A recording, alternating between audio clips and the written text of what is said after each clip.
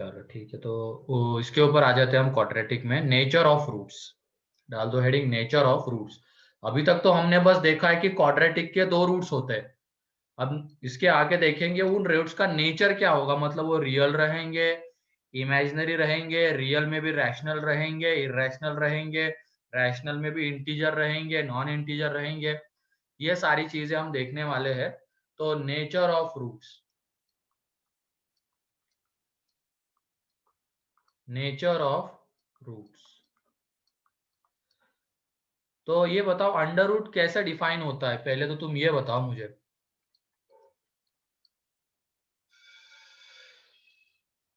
ये under root f of x define होना है तो उसके लिए एफ ऑफ एक्स को कैसा होना जरूरी है?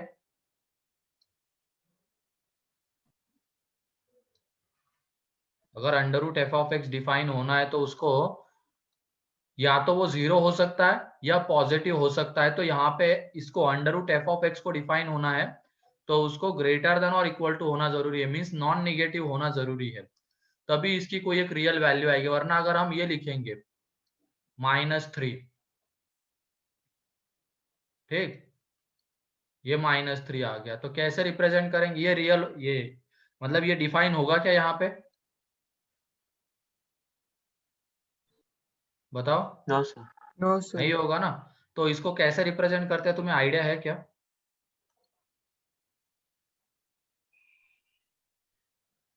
अंडर रूट -3 को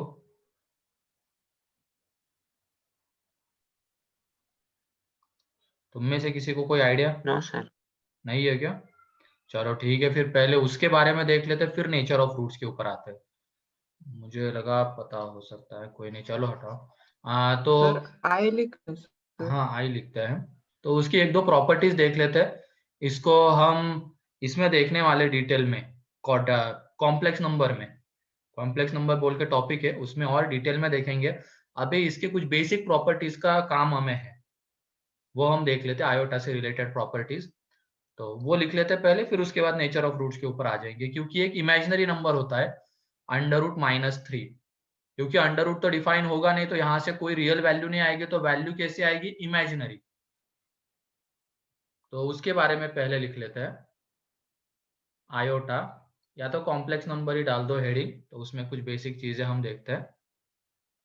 हाँ, आयोटा कहते हैं उसको, सही है। तो कॉम्प्लेक्स नंबर,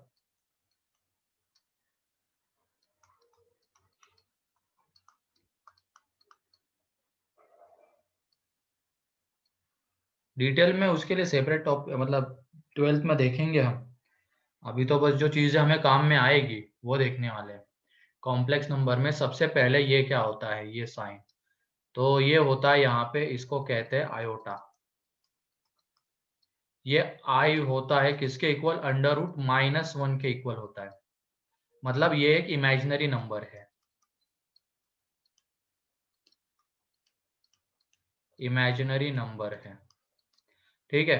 अब तुम यहां से बताओ आयोटा का स्क्वायर कितना आता है? आयोटा अगर -1 है तो आयोटा का स्क्वायर -1। -1 है ना।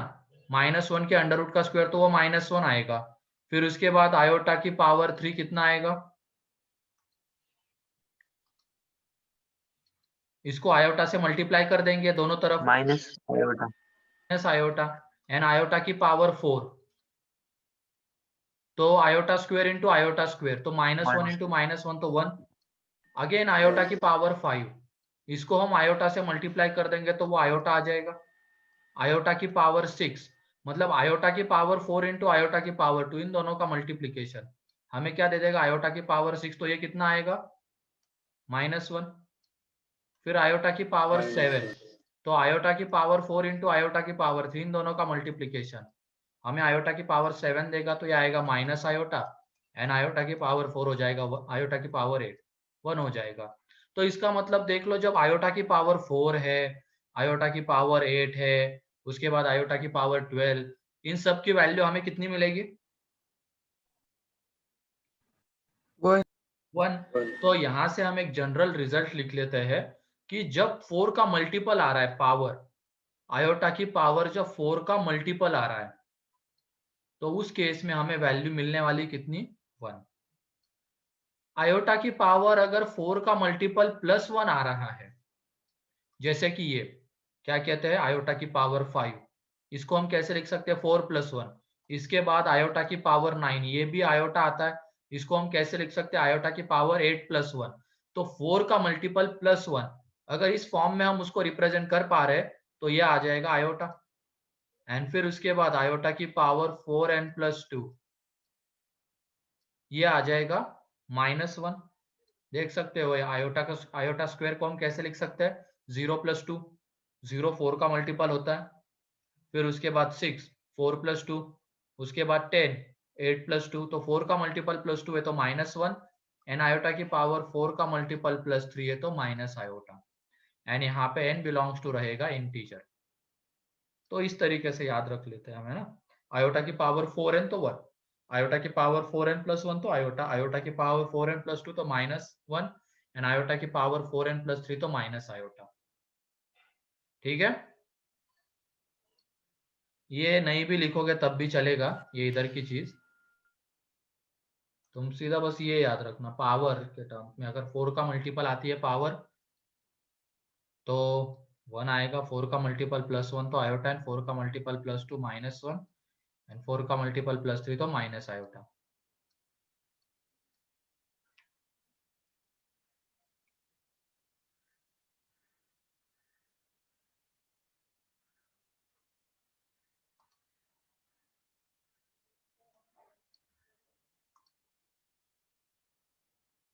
क्लियर,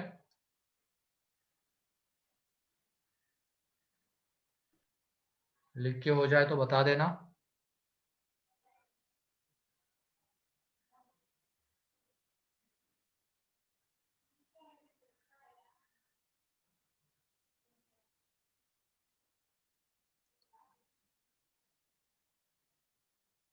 ठीक है, फिर आगे अब कॉम्प्लेक्स नंबर क्या होते हैं वो हम देखते हैं।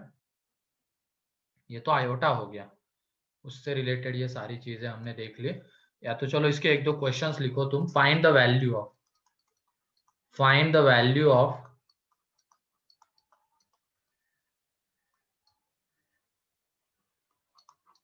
फॉलोइंग, तो इसमें है आयोटा की पावर 48,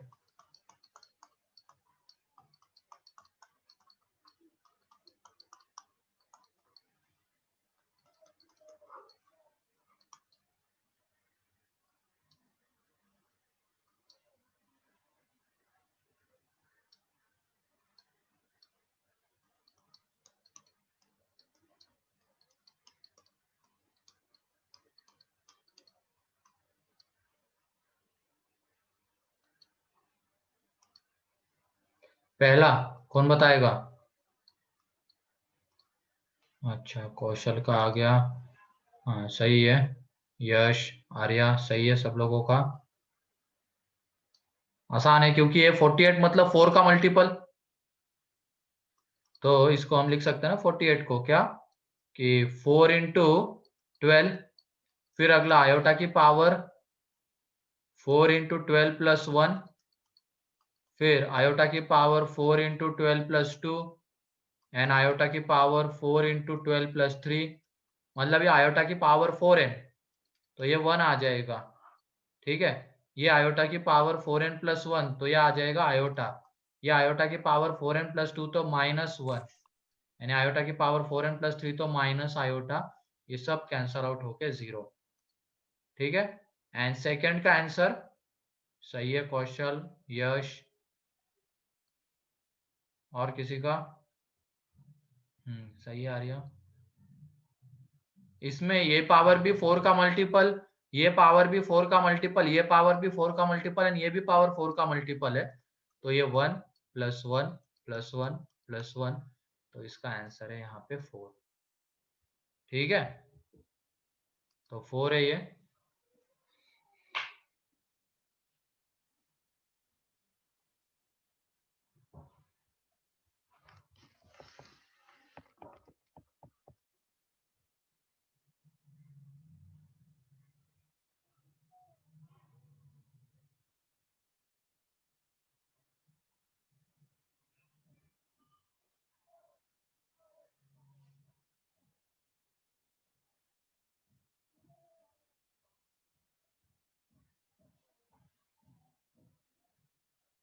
चलो आगे बढ़ते हैं। अब हो गया ना सभी लोगों का? यस। ठीक, आगे कॉम्प्लेक्स नंबर क्या होता है वो देख लेते हैं, उसकी definition. Number of the form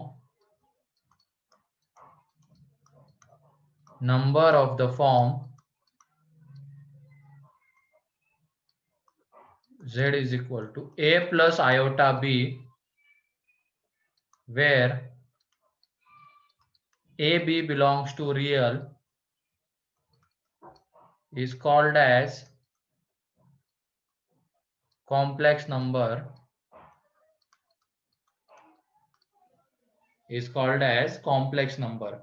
number of the form मतलब वो एक z नंबर है जिसको कॉम्प्लेक्स नंबर कहना चाहते हैं हम यहाँ पे। z is equal to a plus iota b is called as where a and b are real, a and b real होने चाहिए, is called as complex number।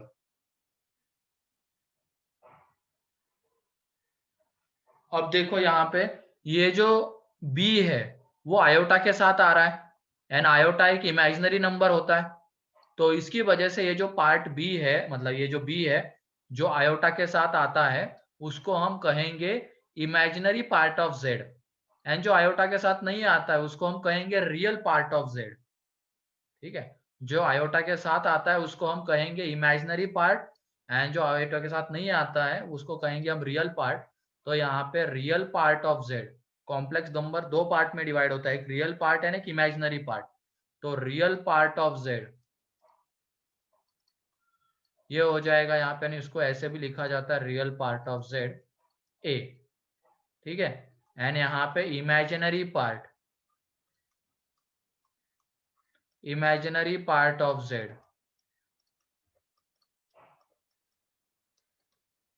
तो उसको हम कहते हैं b। आयोटा के साथ मत लेना, सिर्फ b, जो आयोटा के साथ आता है उसको हम कहते हैं इमेजिनरी पार्ट। मतलब कॉम्प्लेक्स नंबर दो पार्ट्स में डिवाइड होता है, जब जो आयोटा के साथ आता है उसको हम कहते हैं इमेजिनरी पार्ट, एंड जो आयोटा के साथ नहीं आता है उसको हम कहते हैं रियल पार्ट।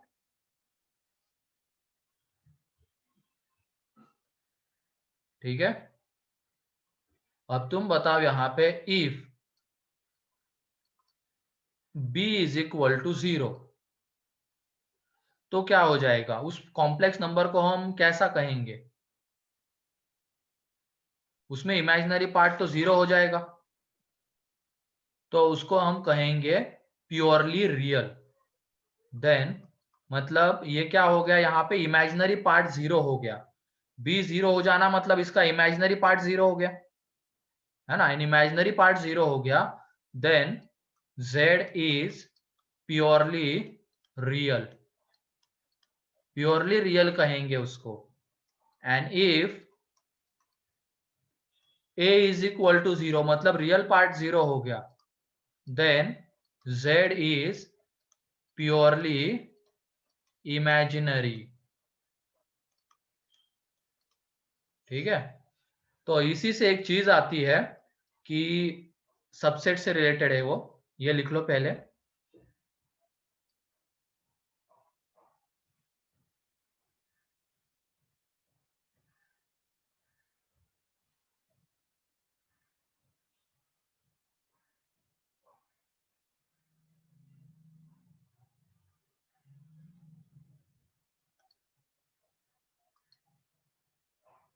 ठीक है, लिख लिया।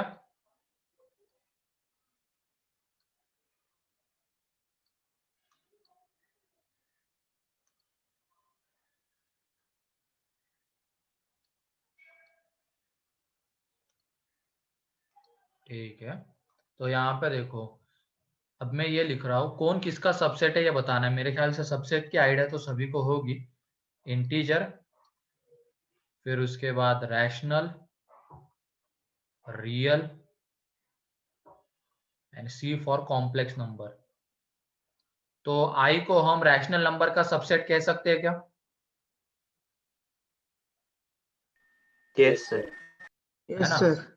एंड ये सबसेट का साइन ऐसा होता है, ये वाला सबसेट का साइन होता है। फिर रैशनल नंबर को हम रियल नंबर्स का सबसेट कह सकते हैं क्या? यस। Yes sir. अब रियल को रियल को हम कॉम्प्लेक्स नंबर का सबसेट कह सकते हैं क्या? बताओ, कह यस सकते हैं सर। ना? क्योंकि अभी देखा हमने, Yes. अगर इमेजिनरी पार्ट जीरो हो गया तो वो प्योरली रियल रहेगा, एंड अगर रियल पार्ट जीरो होगा तो प्योरली इमेजिनरी। मतलब कॉम्प्लेक्स नंबर में दोनों चीजें आ सकती है, प्योरली इमेजिनरी वाला भी आ सकता है, प्योरली रियल वाला भी आ सकता है। अगर प्योरली रियल है मतलब वो तो क्या हो जाएगा, यहाँ पे जो आर है वो कॉम्प्लेक्स इसी का सबसेट रहेगा, क्योंकि उसमें रियल भी है एंड इसमें इमेजिनरी भी इंक्लूडेड है, तो इसका मतलब रियल कॉम्प्लेक्स नंबर का सबसेट होता है। ठीक है,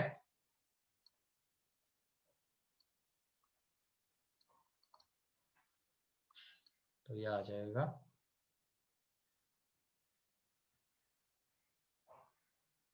फिर उसके बाद है एडिशन ऑफ कॉम्प्लेक्स नंबर।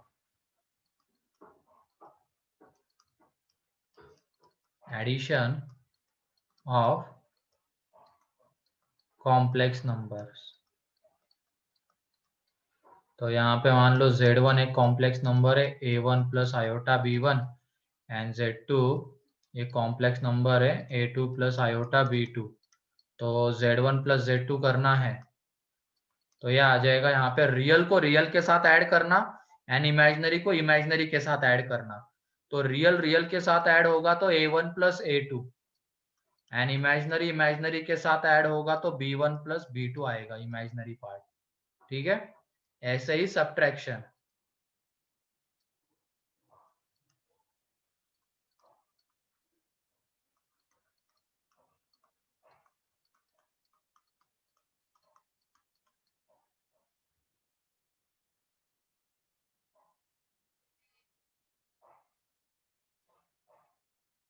तो इसमें Z1 माइनस Z2, तो इसमें हो जाएगा A1 minus A2 plus iota into B1 minus B2। ठीक है, मतलब रियल रियल में से माइनस होगा, इमेजिनरी इमेजिनरी में से माइनस होगा।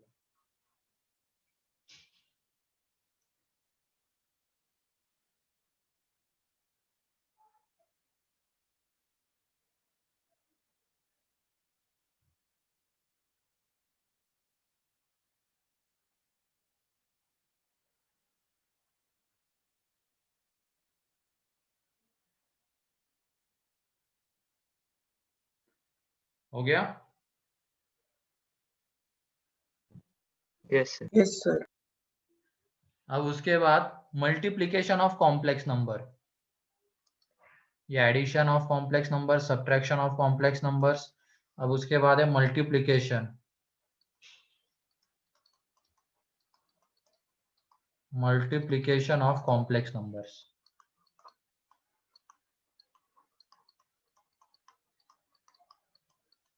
तो उसमें अगर हम Z1 इंटू Z2 करेंगे तो A1 plus iota B1 and A2 plus iota B2। तो जैसे नॉर्मल इक्वेशंस का मल्टीप्लिकेशन करते सेम ऐसे ही होगा, पहले A1 इंटू A2 आएगा, फिर उसके बाद A1 इंटू आयोटा B2, तो आयोटा A1 इंटू B2, फिर उसके बाद आयोटा B1 इंटू A2, तो ये आयोटा B1 A2, फिर उसके बाद iota B1 into iota B2, तो ये आ जाएगा आयोटा स्क्वायर B1 B2। तो आयोटा स्क्वायर कितना होता है? 1. -1। माइनस ठीक है, वन। -1। तो ये B1 इंटू B2 आ जाएगा माइनस के साथ, क्योंकि आयोटा स्क्वायर B1 B2 था तो आयोटा स्क्वायर -1। तो इसमें real part A1 A2 minus B1 B2, and imaginary part रहेगा iota into A1 B2 plus B1 A2। ठीक है,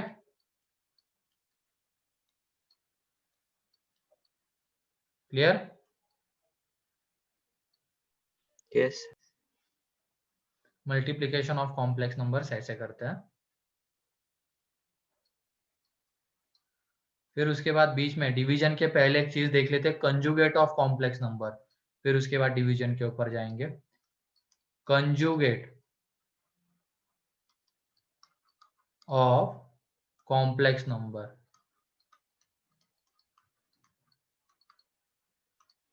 तो यहाँ पे z is equal to a plus iota b है, देन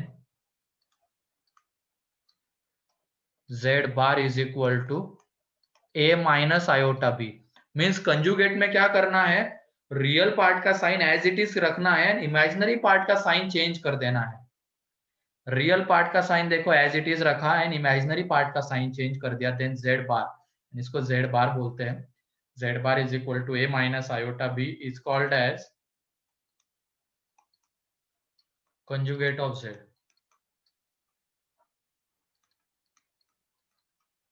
ठीक है, तो रियल का साइन एज इट इज रखना है, इमेजिनरी पार्ट का साइन बस चेंज कर देना है। तो कंजुगेट पेयर जैसे ही बोला जाएगा, इमेजिनरी नंबर्स की कंजुगेट पेयर, अगर एक 1 प्लस आयोटा है तो दूसरा क्या होगा, 1 माइनस आयोटा होगा। ठीक है, अगर एक सिर्फ आयोटा है तो दूसरा माइनस आयोटा।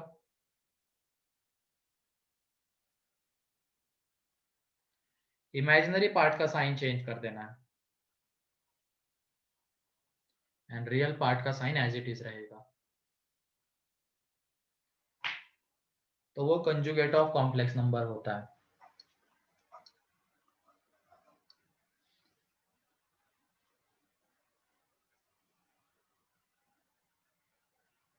हो गया?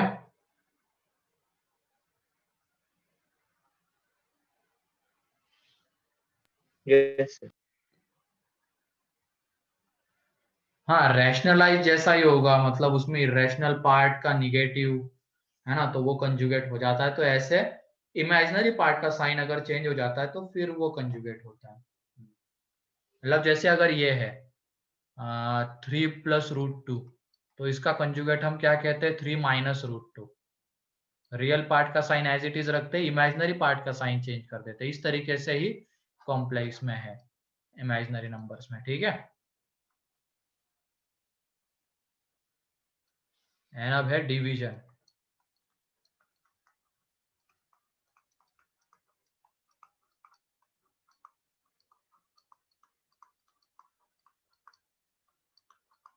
तो यहाँ पे अगर हम z1/z2 करते हैं तो ये आ जाएगा a1 + iota b1 and a2 + iota b2। तो जैसे हम रैशनलाइज करते थे, नीचे इरेशनल पार्ट नहीं रहने देते, तो सेम यहाँ पे डिनोमिनेटर में इमेजिनरी नंबर नहीं होना चाहिए, तो इसकी वजह से इसके कंजुगेट से डिवाइड मल्टीप्लाई कर देंगे।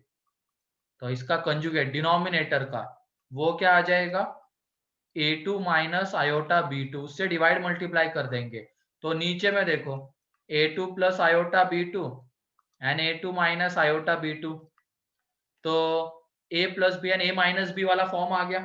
तो a + b into a - b क्या होता है, a² - b², एंड ये ऊपर वाले को तो मल्टीप्लाई करते रहेंगे हम। ठीक है, इसको रहने भी दो ऐसे एज इट इज। मल्टीप्लीकेशन में हमने देखा है कैसे करते हैं मल्टीप्लाई, अब बात नीचे वाले की करेंगे। तो ये आ जाएगा a2 का स्क्वायर माइनस आयोटा b2 का स्क्वायर, एंड आयोटा का स्क्वायर माइनस होता है -1। तो देखो आयोटा का स्क्वायर क्या होता है, -1, तो ये वाला माइनस है, आयोटा स्क्वायर का माइनस, वो दोनों माइनस मल्टीप्लाई होके क्या बन जाएंगे, प्लस। यहाँ पे a2 का स्क्वायर है, आयोटा b2 का स्क्वायर है, तो इसके बाद ये आ जाएगा a1 + iota b1 into a2 - iota b2, और डिवीजन में रहेगा a2 स्क्वायर + b2 स्क्वायर। ठीक है, Yes, sir.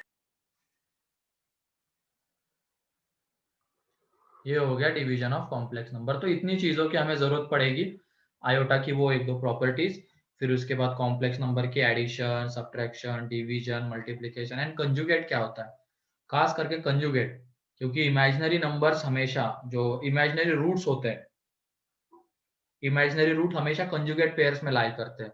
मतलब अगर एक 1 + आयोटा होगा तो दूसरा 1 - आयोटा, इस तरीके से।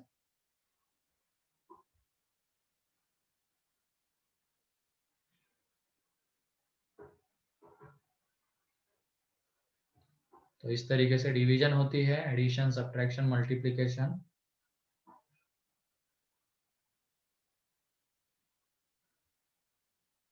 हो गया?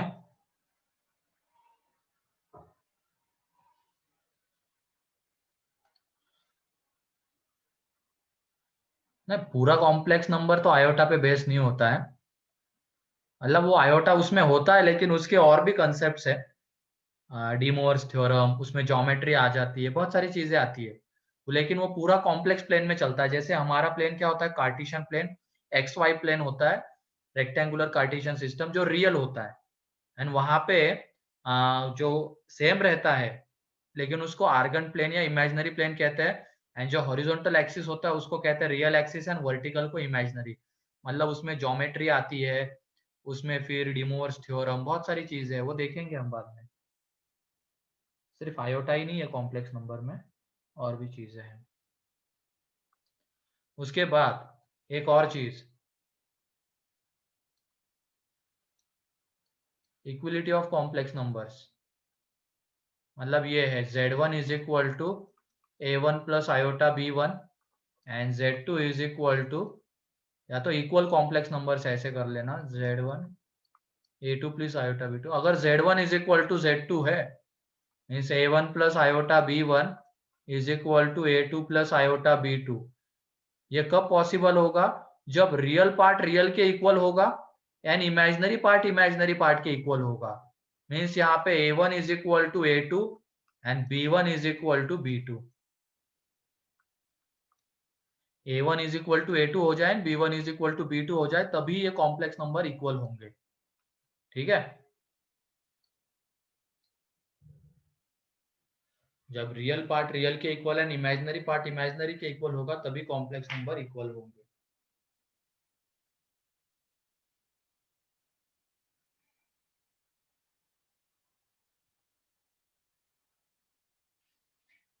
एंड दूसरा पॉइंट, इन कॉम्प्लेक्स नंबर या इन इमेजिनरी नंबर्स लिख लेना,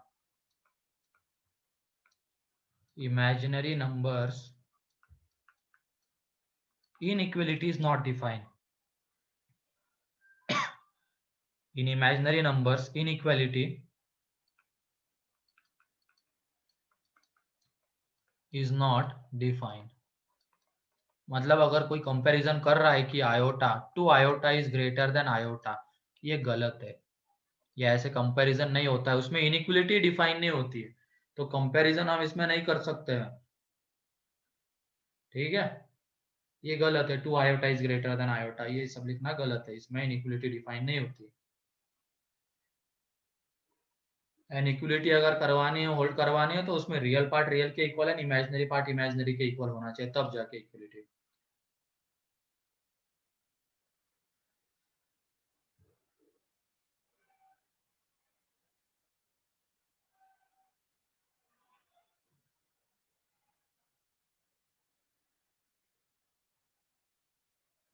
हो गया।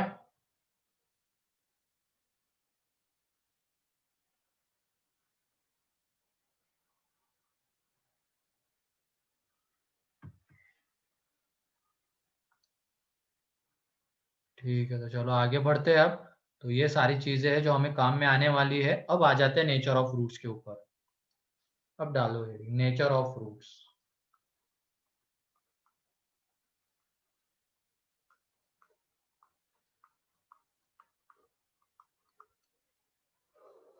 नेचर ऑफ रूट्स, तो इसमें क्वाड्रेटिक इक्वेशन ये है, ax square plus bx plus c is equal to 0, जहां पे a नॉट इक्वल टू 0 है। इसमें दो वैल्यूज आएगी, एक पहले इसके रूट्स निकाल लेते, क्या minus B plus minus under root D, है ना, बी स्क्वायर माइनस 4ac होता है डिस्क्रिमिनेंट, डिवाइडेड बाई 2 है। तो यहाँ पे एक रूट हम मान लेते अल्फा है, minus B plus under root D by 2 है, एंड एक root beta minus B minus under root D by 2 है। तो ये दो रूट्स होते हैं। एंड अभी तक हमने एबीसी रियल होंगे कैसे होंगे इसकी बात नहीं की थी। मतलब ये जो रिजल्ट है रूट्स निकालने वाला, वो एबीसी चाहे रियल रहे चाहे इमेजिनरी रहे कुछ भी रहे, बस ए जीरो नहीं होना चाहिए, ए जीरो नहीं होना चाहिए। उसके अलावा चाहे वो रियल रहे चाहे इमेजिनरी रहे, सब केस में ये वाला फॉर्मूला एप्लीकेबल है, रूट्स निकालने वाला, minus B plus minus under root D by 2 है। लेकिन जब हम नेचर ऑफ रूट्स की अब बात करेंगे, तो उसमें एबीसी होने चाहिए रियल, तभी जाके जो हम रिजल्ट नीचे रिजल्ट्स लिखने वाले हैं, नेचर ऑफ रूट्स को डी के ऊपर डिपेंड करवाने वाले हैं, उसके लिए एबीसी का रियल होना जरूरी है। अभी तक हमने उसकी बात नहीं की थी, वो रियल इमेजिनरी कुछ भी हो सकते थे, बस a नॉट इक्वल टू 0। लेकिन अब इसके बाद जब भी नेचर ऑफ रूट्स की बात करेंगे हम, तो उसमें हम लेके चलेंगे a b c belongs to real, क्योंकि यहाँ पे अगर हमने एबीसी को रियल ले लिया तो पूरी कहानी डिपेंड किसके ऊपर करती है, डी के ऊपर डिपेंड करती है, क्योंकि बी रियल ए रियल। अब पूरी कहानी ये अंडर रूट डी के ऊपर डिपेंड करेगी, मीन्स डी के साइन के ऊपर, क्योंकि अगर डी पॉजिटिव आया तो ये अंडर रूट कैसी वैल्यू देगा हमें, डी पॉजिटिव आया तो रियल रियल वैल्यू देगा, एंड अगर डी निगेटिव आया तो इमेजिनरी वैल्यू देगा, है ना। अगर डी निगेटिव आया तो इमेजिनरी वैल्यू देगा। उसकी वजह से एबीसी का रियल होना जरूरी है, तब जाके नेचर ऑफ रूट्स किसके ऊपर डिपेंड करेंगे, डी के ऊपर डिपेंड करेंगे।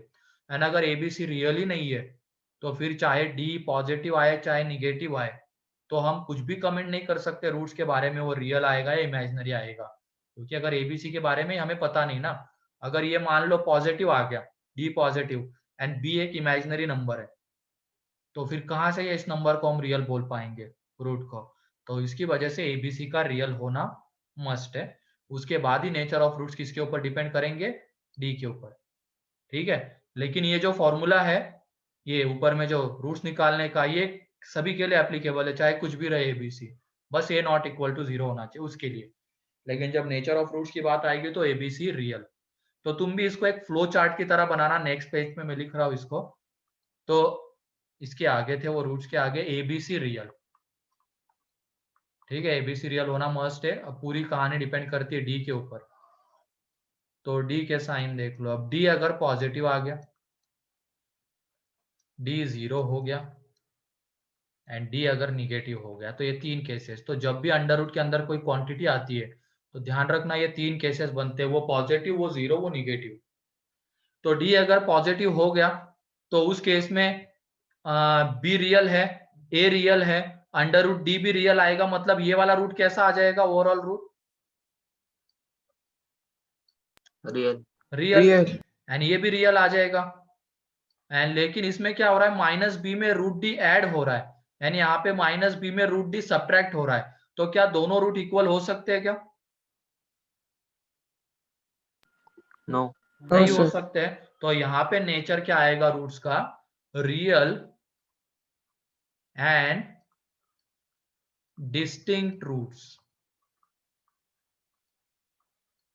रियल एंड डिस्टिंक्ट रूट्स अलग अलग होंगे, रियल होंगे और दोनों रूट्स अलग अलग होंगे, ठीक है। अब डी 0 हो गया, तो डी 0 हो गया तो ये तो रियल ही आएगा, अंडर रूट 0 0 आता है तो रियल आ गया। तो रूट्स तो रियल है, लेकिन अल्फा भी माइनस बी बाई 2a हो गया एंड बीटा भी माइनस बी बाई 2a हो गया, मतलब ये दोनों रूट्स इक्वल हो गए। तो जब डी 0 होता है तो रूट्स आ जाएंगे रियल एंड इक्वल, ठीक है, रियल एंड इक्वल। एंड अगर डी लेस देन 0 हो गया तो तुम ही बताओ, ये अंडर रूट एक इमेजिनरी नंबर होगा, तो फिर उस केस में रूट्स कैसे होंगे, इमेजिनरी इमेजिनरी, ठीक है, इमेजिनरी होंगे रूट्स। एंड इमेजिनरी रूट्स देखो कंजुगेट पेयर्स में कैसे लाई करते हैं। रियल पार्ट तो उसमें क्या रहेगा, माइनस बी, यहाँ पे भी रियल पार्ट माइनस बी रहेगा अल्फा बीटा में। ये वाला एक इमेजिनरी नंबर आएगा, क्योंकि डी अगर निगेटिव है तो ये इमेजिनरी आएगा, ये भी इमेजिनरी आएगा। इसमें देख लो इमेजिनरी नंबर पॉजिटिव साइन के साथ है एंड इसमें इमेजिनरी नंबर निगेटिव साइन के साथ है, तो ये दोनों एक दूसरे के कंजुगेट तो कहलाएंगे, है ना। रियल पार्ट का साइन सेम होना चाहिए, इमेजिनरी पार्ट का साइन चेंज होना चाहिए, जो कि इसमें हो रहा है, क्योंकि डी अगर निगेटिव आएगा तो अंडर रूट एक इमेजिनरी वैल्यू देगा, तो उसमें वो वैल्यू प्लस के साथ है, इसमें वो निगेटिव के साथ है। तो उसकी वजह से यहाँ पे imaginary roots lies in bracket में लिख लेना, लाइज इन कंजुगेट पेयर्स। लेकिन हाँ, उसके लिए ये होना मस्ट है, ध्यान रखना, एबीसी रियल होंगे तभी रूट्स किसके ऊपर डिपेंड कर रहे हैं, डी के ऊपर डिपेंड कर रहे हैं। यानी एबीसी अगर रियल नहीं होंगे तब हम डी चाहे पॉजिटिव 0 निगेटिव कुछ भी आ जाए, हम डायरेक्टली कमेंट नहीं कर सकते रूट्स में। तो उसके लिए हमें क्या करना पड़ेगा, ये निकालना पड़ेगा अल्फा बीटा, ठीक है, उसके बाद ही हम कमेंट कर पाएंगे। लेकिन यहाँ पे डी अगर एबीसी रियल है तो डायरेक्टली डी से कमेंट कर सकते हैं। इमेजिनरी रूट्स है तो imaginary roots lies in conjugate pairs. Means अगर एक रूट फॉर एग्जाम्पल अल्फा अगर 1 प्लस आयोटा हो गया तो बीटा क्या आएगा? 1 minus iota. 1 माइनस आयोटा आ जाएगा। ठीक है, लेकिन उसके लिए एबीसी का रियल होना मस्ट है। तो ये बन गया। उसके बाद चलो पहले ये लिख लो तुम।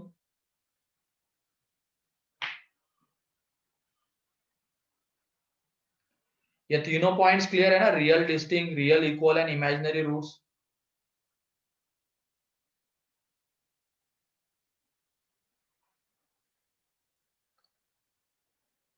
चलो ठीक है, लिखो।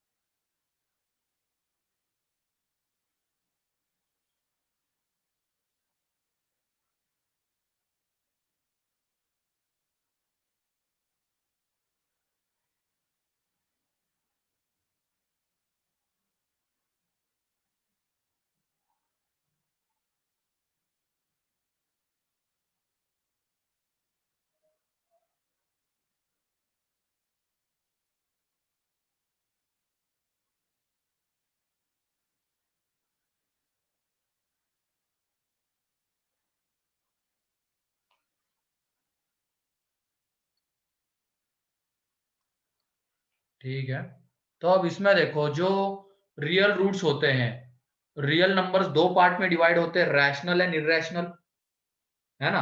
तो इसके आगे और अगर हमें कमेंट करनी है, डी पॉजिटिव आता है, इससे तो हम कमेंट कर ही सकते हैं कि रूट्स रियल एंड डिस्टिंक्ट होंगे। लेकिन उसके आगे अगर हमें जाना है कि रूट्स रैशनल है, इरेशनल है, तो आगे बढ़ जाएंगे। और भी अगर कमेंट करनी है हमें रूट्स के ऊपर, रियल तो रहेंगे डी पॉजिटिव है तो, लेकिन रैशनल इरेशनल की भी कमेंट करनी है। तो इसमें ध्यान रखना, अब एबीसी रियल तो है, अब एबीसी को आगे अगेन हमें क्या लेके चलना पड़ेगा? रैशनल। एंड ये क्यू फॉर रैशनल होता है। अब एबीसी रैशनल, एबीसी रैशनल हो गए एंड डी यहाँ पे परफेक्ट स्क्वायर आएगा एंड डी परफेक्ट स्क्वायर नहीं आएगा। ये D perfect square and D not equal to perfect square. ABC rational है, D perfect square and D not equal to perfect square, ये दो केसेस बनेंगे। अब आगे डी पॉजिटिव तो है तभी रूट्स रियल है, आगे कमेंट करनी है रैशनल इरेशनल, तो उसमें एबीसी को रैशनल लेना पड़ेगा। एंड डी अगर परफेक्ट स्क्वायर होता है तो देखो यहाँ पे बी रैशनल है, डी परफेक्ट स्क्वायर आ गया तो ये नंबर कैसा रहेगा? रैशनल या इरेशनल? Rational. रैशनल। तो rational plus rational rational upon rational rational, तो ये रूट भी रैशनल आ गया, ये रूट भी कैसा आ गया? रैशनल आ गया। तो इसमें कैसे आएंगे रूट्स अगर डी परफेक्ट स्क्वायर होता है? इसके बाद लेकिन ध्यान रखना एबीसी रैशनल एंड उसमें अगर डी परफेक्ट स्क्वायर आ गया तो roots are rational, roots are rational. ठीक है, एंड डी परफेक्ट स्क्वायर नहीं आता है तो ये क्वांटिटी तो रैशनल रहेगी, लेकिन ये क्वांटिटी कैसी आएगी? डी परफेक्ट स्क्वायर नहीं है तो irrational. And rational plus irrational कैसा होता है? इरेशनल। ये वाला नंबर कैसा आएगा? इरेशनल। एंड ये भी कैसा होगा? इरेशनल। इसमें देखो इरेशनल पार्ट पॉजिटिव के साथ आ रहा है, इसमें निगेटिव के साथ आ रहा है, तो इरेशनल रूट्स भी किस में लाई करते हैं? Conjugate पेयर्स में लाई करते हैं। तो इसमें रूट्स आर इरेशनल।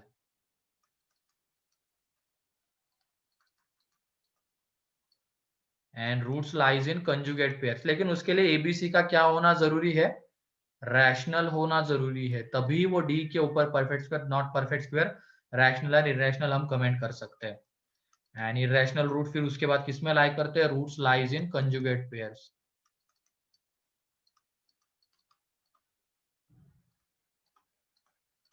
मतलब इसमें फॉर एग्जाम्पल अल्फा अगर 1 प्लस रूट 2 आ गया तो बीटा आ जाएगा यहाँ पे 1 माइनस रूट 2। ठीक है, तो यह आ जाएगा। तो लिख लो इसको, रैशनल इरेशनल कमेंट करनी है तो एबीसी का रैशनल होना मस्ट है।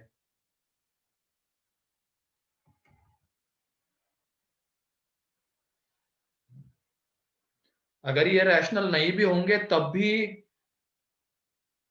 कमेंट कर सकते हैं, लेकिन फिर वो डी के ऊपर डिपेंड नहीं करता, हमें फिर अल्फा बीटा निकालना ही पड़ेगा इससे। लेकिन हमें अगर डी से कमेंट करवानी है रैशनल रूट्स या इरेशनल रूट्स, तो उसके लिए एबीसी का रैशनल होना मस्ट है।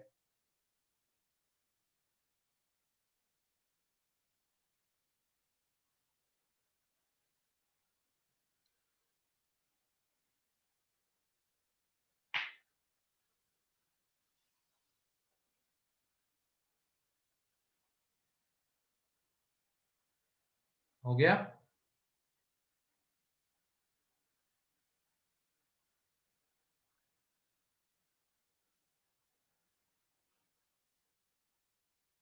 Yes, sir. चलो ठीक है, अब आगे बढ़ते हैं। रैशनल में भी आगे केसेस बन सकते हैं, integer and non integer roots. ठीक है, integer and non integer roots, तो वो हम देख लेते हैं। तो तुम्हारी कॉपी बड़ी होगी तो तुम इसी के नीचे एक अंडरलाइन कर, जैसे हमने यहाँ पे की ना रियल एंड डिस्टिंक्ट के नीचे, अब तुम रैशनल के नीचे कर लेना। तो यहाँ पे रैशनल के नीचे अब इंटीजर रूट्स की हम कंडीशन देख रहे हैं। जो इंटीजर नहीं रहेंगे फिर वो नॉन इंटीजर आ जाएंगे, वो तो पता चल जाएगा। अब इंटीजर रूट्स की कंडीशन हम देख रहे हैं। तो इंटीजर रूट्स के लिए क्या होना मस्ट है, एक्स स्क्वायर का कोएफिशिएंट, ये जो ए है इसको 1 होना मस्ट है। फिर उसके बाद बी एंड सी का इंटीजर होना मस्ट है। एंड उसके बाद डी कैसा आना चाहिए, परफेक्ट स्क्वायर। तो रूट्स आर इंटीजर। ठीक है, तो ये देख लो, एक मैं एक्सप्लेन कर देता हूँ ये कैसे इंटीजर होंगे। अब बी एंड सी इंटीजर तो होना मस्ट है। अब ये इवन इंटीजर हो सकते हैं या ऑड इंटीजर हो सकते हैं। ठीक है, जो तुम लेना चाहो वो हम ले लेंगे। तो यहाँ पे देखो, पहले ये रूट अल्फा जो था minus B plus under root b square minus 4ac upon 2a। And a का 1 होना भी क्यों मस्ट है वो बता देता हूं मैं। अब ये देखो, ये दोनों इंटीजर है बी एंड सी, तो तुम क्या लेना चाहोगे उसको, दोनों को इवन, दोनों को ऑड, या एक इवन एक ऑड, क्योंकि सभी के लिए वो इंटीजर आएगा, बस इसको इंटीजर होना मस्ट है। तो क्या लेके चलना है बताओ।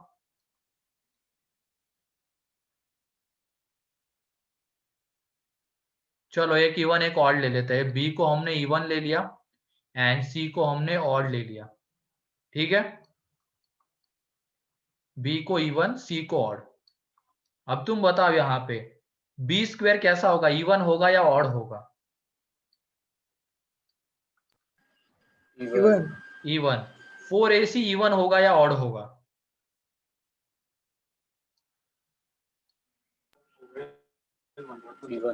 इवन, क्योंकि Even. 4 into even into odd, तो ऑड इंटू इवन तो इवन आता है। मेरे ख्याल से ये अलग से बताने की जरूरत नहीं कि even into even even, even into odd even, odd into odd odd होता है, बस इतना है। ठीक है, अब ये इवन आ गया, ये इवन आ गया। इवन माइनस इवन कैसा होता है, Even. इवन। इवन का अंडर रूट वो परफेक्ट स्क्वायर है, मान लो अंदर में परफेक्ट स्क्वायर बनता है, डी तो परफेक्ट स्क्वायर है। अब उस परफेक्ट स्क्वायर क्या आ जाएगा, इवन का मतलब ये जो अंदर में इवन नंबर आ रहा था वो एक परफेक्ट स्क्वायर है, उसका अंडर रूट भी एक क्या आ जाता है, इवन नंबर आता है। जैसे कि 16, 36, 64, ये इसका, ये इवन नंबर है, इसका स्क्वायर रूट क्या आ जाएगा, 4, 6, ये कितना आ जाएगा यहाँ पे 8। ठीक है, क्लियर है।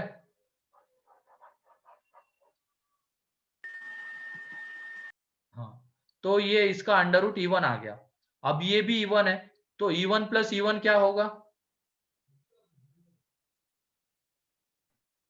Even. इवन। अब ये देखो, ये ऊपर में तो इवन नंबर बन गया, एंड इवन नंबर हमेशा 2 से डिविजिबल होते हैं, क्योंकि इवन नंबर को हम अगर 2 से डिवाइड करते हैं तो एक हमें इंटीजर मिलता है।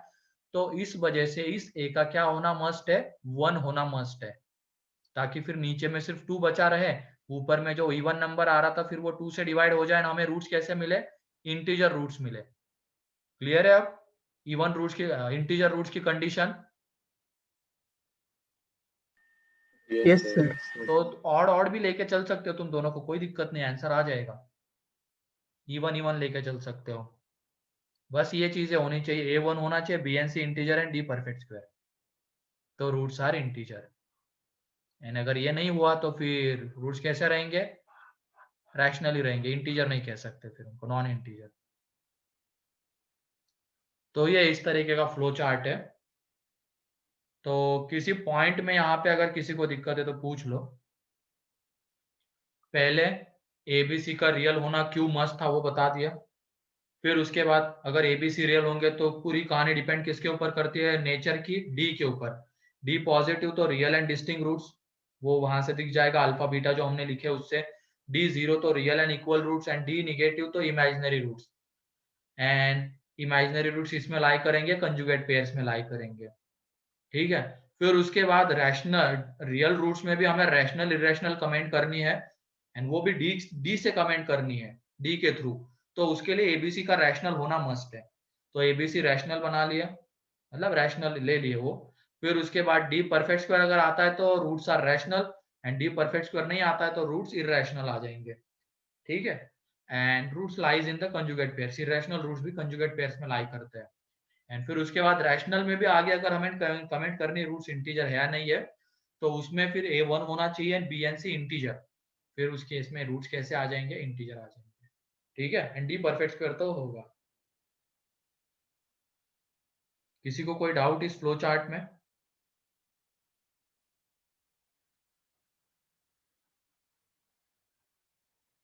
कोई भी डाउट है तो पूछ लो।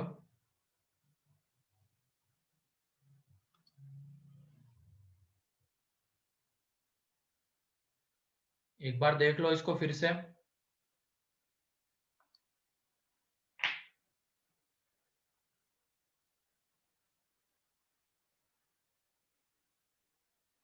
और इन छोटे छोटे पॉइंट्स का ध्यान रखना है ना, ABC real, ABC rational.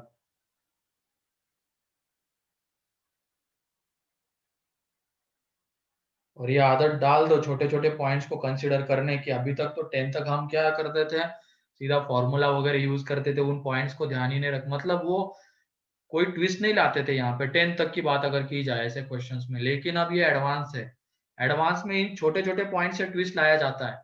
ABC real, ABC rational, integer, वो मतलब लैंग्वेज में कंडीशन गिवन रहती है, उससे भी बहुत सारी चीजें वहां पे, वो जो लाइन रहती है वो एक डिसाइडिंग फैक्टर रहता है बहुत सारे क्वेश्चंस में, तो उसको प्रॉपरली देखना होता है वहां पे। ठीक है,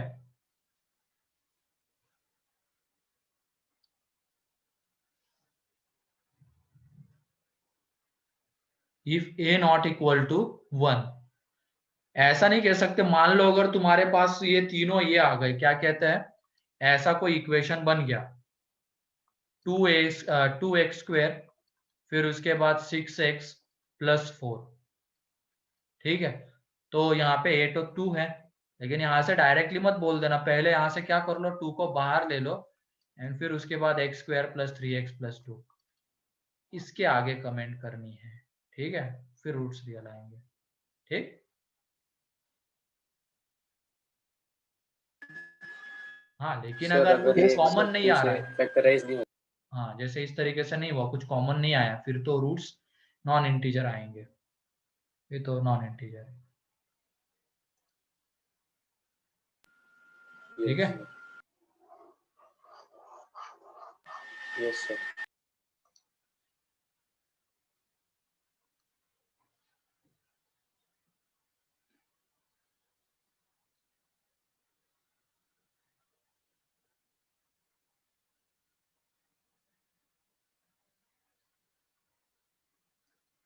देख लो एक बार फ्लो चार्ट फिर से, 1 मिनट है, 2 मिनट है तुम्हारे पास।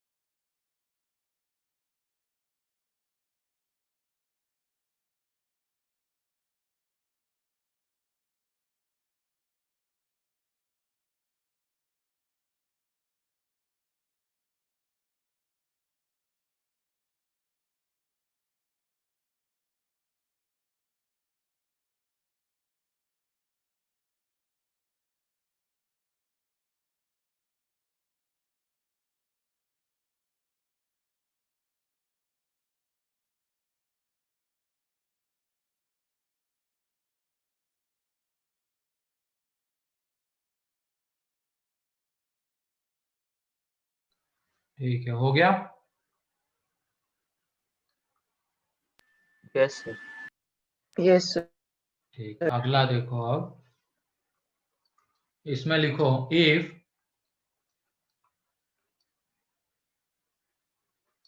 One plus iota is the root of x square plus bx plus c is equal to 0, then find the value of b and c. Then find the value of b and c.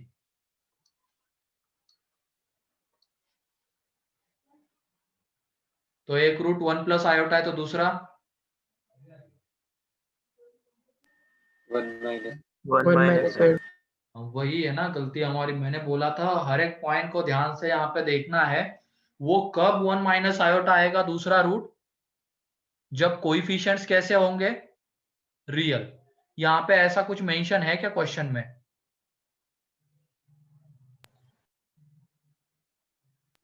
मतलब No, mention sir. करके दिया No, है sir. क्या मैंने B और सी real है?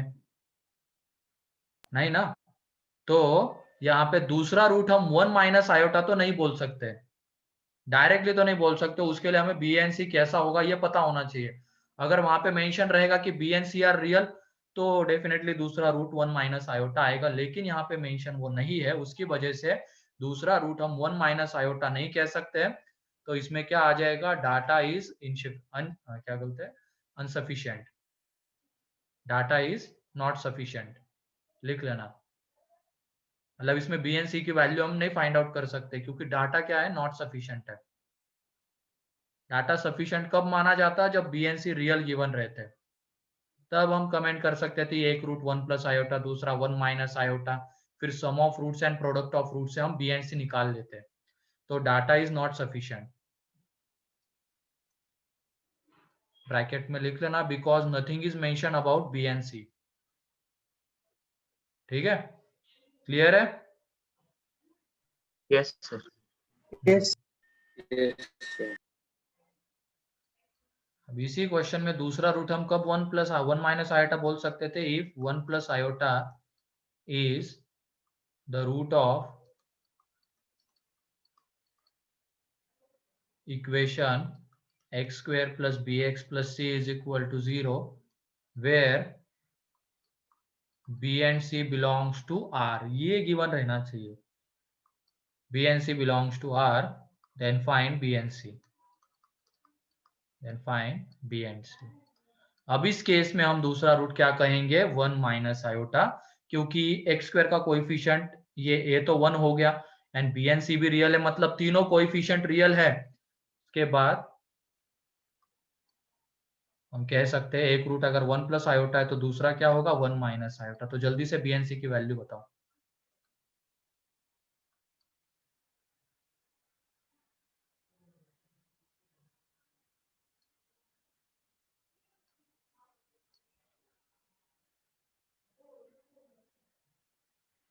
ये advance का क्वेश्चन, खास करके मेंस का तो वन लाइनर हो सकता है, एडवांस के क्वेश्चन में बहुत सारी कंडीशन गिवन रहती है, वो वन लाइनर होते ही नहीं है। तो क्वेश्चन को पहले ढंग से पढ़ने की आदत हमें डालनी है, क्या कंडीशन गिवन है, क्या नहीं गिवन है। ठीक है,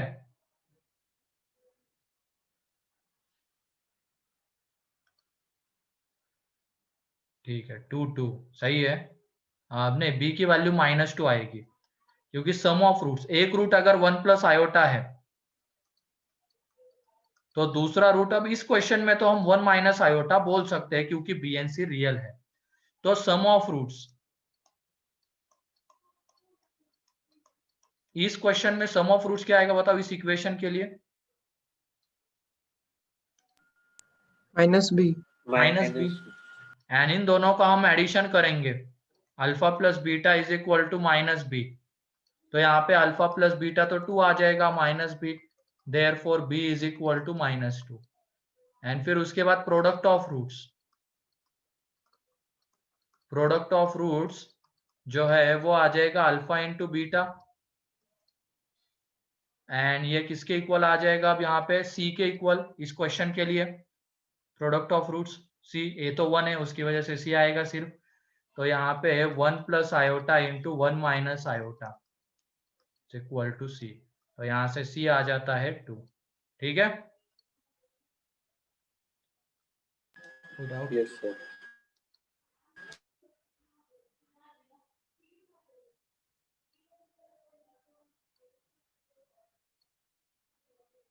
ठीक है, तो क्लियर है ना अब ये क्वेश्चन को ढंग से पढ़ना है अब हमें।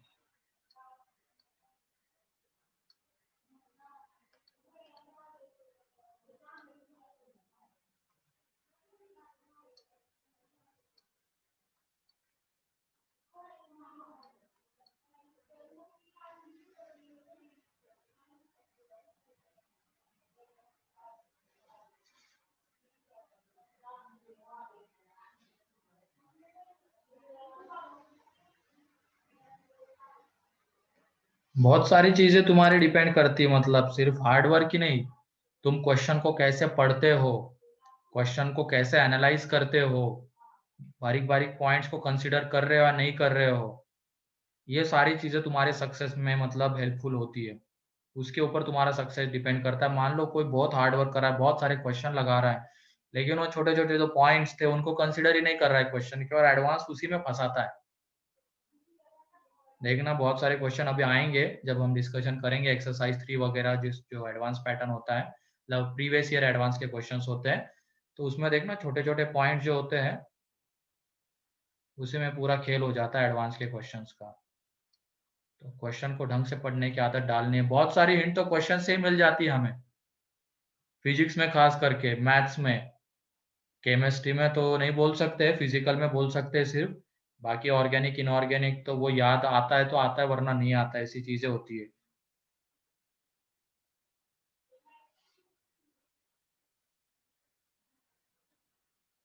चलो ठीक है, अगला, if one root of the equation, if ऐसे लिख लेना, 1 minus root 2 is the root of equation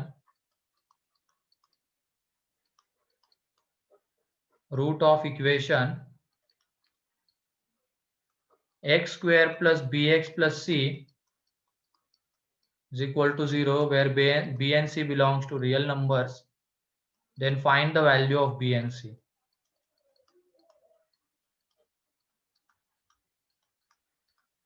value of b and c क्या आएगी बताओ। दूसरा रूट क्या होगा,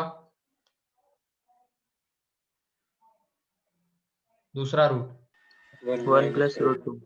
अरे वही तो दिक्कत, अभी भी तुमने गलती कर दी। इरेशनल रूट्स कंजुगेट पेयर्स में कब लाई करते हैं, जब एबीसी रियल होते, एबीसी रैशनल होते, कोएफिशिएंट्स रैशनल होते। यहाँ पे मैंने बी एंड सी को क्या बोला है, रियल, तो रियल बोला है तो वो रैशनल हो, ऐसा जरूरी थोड़ी है, वो इरेशनल भी तो हो सकते हैं। तो क्या अब हम यहाँ पे डायरेक्टली दूसरा रूट 1 माइनस 1 प्लस रूट 2 बोल सकते हैं क्या, No, sir. नहीं बोल सकते हैं। Not sufficient, data is not sufficient, क्योंकि बी एंड सी रैशनल है या इरेशनल है ये मेंशन नहीं वहां पे, लिख लेना वो, it is not mention that b और सी, b and C are rational और irrational, therefore data is not sufficient, या data is not sufficient bracket में लिख लेना, here whether b and c are rational or irrational is not mentioned.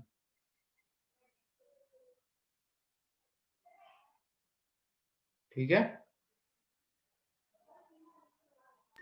Yes, sir. Yes, sir. हाँ अब ये दिया हुआ सर? है। हाँ बोलो। एक मिनट, पिछला निकालो ना। हाँ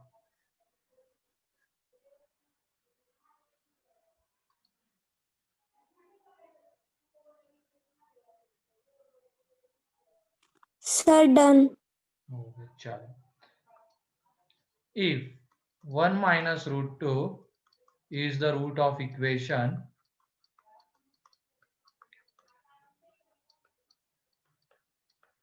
bx plus c is equal to 0, where b and c belongs to rational, then find the value of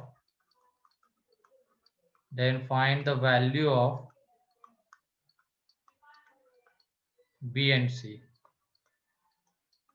अब इस केस में दूसरा रूट 1 प्लस रूट 2 आएगा, तो जल्दी से वैल्यू बताओ, b क्या होगा एंड c क्या होगा।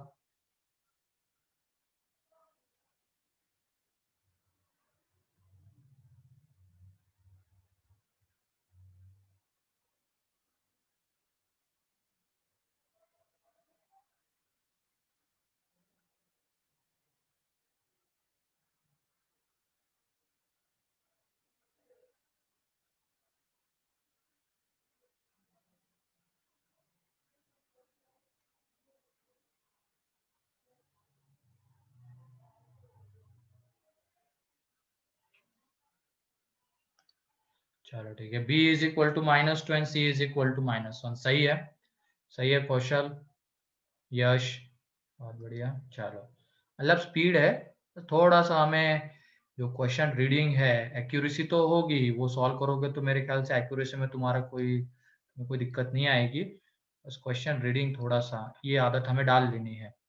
बाकी स्पीड भी है तुम्हारे पास, वो तो दिख ही जाता है। वैसे क्वेश्चन तो ये आसान है, इतना भी ज्यादा टफ नहीं है, लेकिन लगा पीछे के क्वेश्चन जब हम कर रहे थे स्टार्टिंग से तो स्पीड है ऐसा लगा मुझे।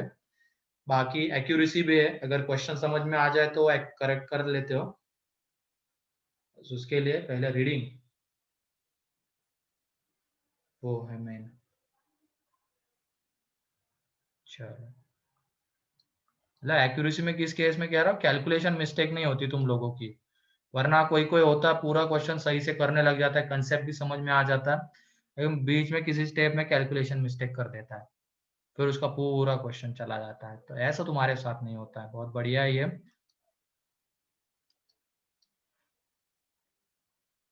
यहाँ पे एक root alpha 1 minus root 2, beta 1 plus root 2, alpha plus beta sum of roots, यहाँ पे क्या रहेगा वो minus B, and sum of roots इन दोनों का सम 2 आ जाएगा, तो b इज इक्वल टू -2। ठीक है, एंड फिर उसके बाद प्रोडक्ट ऑफ रूट्स,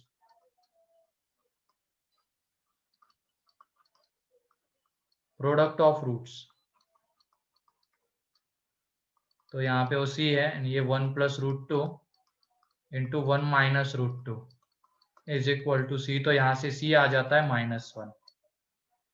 ठीक है, क्लियर है आज जो हुआ है। Yes. यस ठीक, तो इसके ये बेसिक क्वेश्चन sir. दिए मैंने 4, ठीक है, वो समझने के लिए कि वो important ABC real, ABC rational, उसी के बाद हम कमेंट कर सकते हैं, ताकि जब क्वेश्चन आगे बने तो उसमें तुम्हें मतलब समझ तुरंत दिख जाए कि हाँ कंडीशंस ये जरूरी होती, मस्ट होती है इसके। बाकी अब इसके ऊपर और क्वेश्चंस लेंगे हम नेक्स्ट लेक्चर में। ठीक है, तो किसी को कोई डाउट?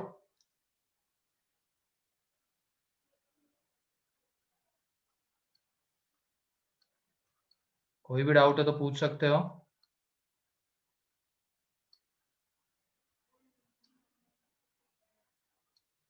चलो ठीक है फिर, नहीं आज के लिए।